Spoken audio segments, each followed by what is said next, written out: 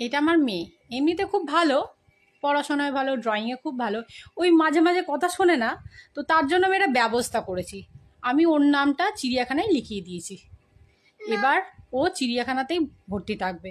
ওকে দুটো অপশান দিয়েছি, boarding school নইলে চিড়িয়াখানা। তাহলে তুমি বলে দাও তুমি কোথায় যাবে, কোন অপশানটা বেছে নেবে?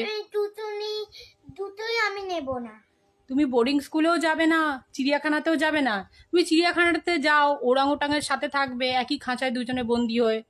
তুমি যেরকম করো বাঁদরামো, ওরাং আমি আমি তো করি না। তুমি কিচ্ছু করো না? তুমি কিচ্ছু করো না? আমার নাম লিখে দিছো না লেখুনি? আমি চিড়িয়াখানায় তোমার নামটা তো লিখিয়ে দিয়েছি। কি হয়েছে? কাঁদলে কি হবে? কেঁদে কিছু করা যাবে না। কাঁদছো কেন? কোথায় ভর্তি হবে? চিড়িয়াখানায় তুমি ভর্তি হবে?